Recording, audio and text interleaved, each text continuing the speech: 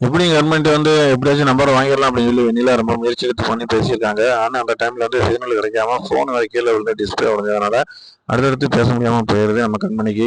So ஒரே ஷாக்கிங்கா இருக்கு வெண்ணிலா. என்ன பண்றாங்கன்னு பார்த்தீங்கன்னா, அடுத்து வந்து அவரோட ஃப்ரெண்ட் ஒருத்தர் வந்து என்ன சொல்றாருன்னு பார்த்தீங்கன்னா, இந்த நம்பர நீங்க ட்ரேஸ் பண்ணி குடுங்க. இது எந்த இதுல இருந்து சொன்னீங்கன்னா நாங்க தெரிஞ்சுக்கணும் அப்படின்றாங்க. அவரும் ஓகே பண்ணிடுறாரு. ஆனா அத இன்னும் அவர் சொல்லாம இருக்காரு. அதுக்கிடையில பாட்டிட்ட சொல்லிடுறாங்க.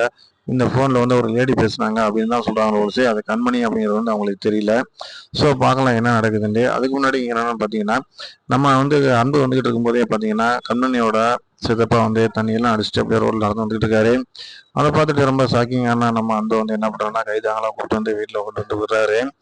விட்ட உடனே அவர் விடாம இருங்க தம்பி சாப்பிட்டு போலாம் அப்படின்ற மாதிரி சொல்றாரு.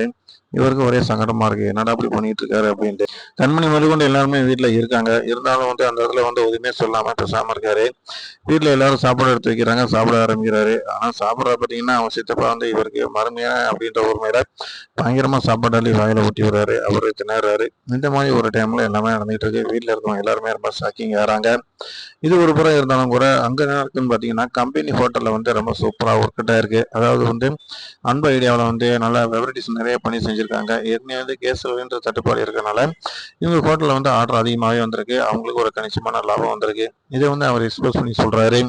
என் பேச்ச கேட்க போய் தான் இப்ப உங்களுக்கு வந்து ஹோட்டல்ல நல்ல லாபம் கிடைச்சிருக்கு. ஆனா நீங்க அத புரிஞ்சுக்கிடாம நீங்க ஏதேதோ ஒண்ணு பண்றனால, இதுல நெறைய பிரச்சனைகள் இருக்கு.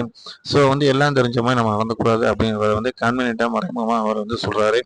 ஹோட்டல் மேனேஜர்ல இருக்கிறவங்க எல்லாருமே கேட்டுக்கிறாங்க. ஆனா கண்மணியால ஒண்ணுமே பேச முடியல. அவர் சொல்ற விஷயத்துலயும் நியாயம் இருக்கு அப்படின்னால அவங்க அமைதியா இருக்காங்க.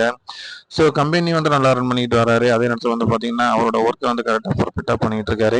எல்லாமே ரொம்ப சூப்பரா போயிட்டு இருக்கு. ஆனா கண்மணி மனம் மாறுறாங்களா? அல்ல வெண்ணிலா திரும்பவும் குறுக்க வராங்களா? அப்படிங்கிறத நம்ம தொடர்ந்து பார்க்கலாம். இத பத்தி நீங்க என்ன நினைக்கிறீங்க? அப்படிங்கிறத கமெண்ட் பண்ணுங்க. லைக் பண்ணுங்க. ஷேர் பண்ணுங்க.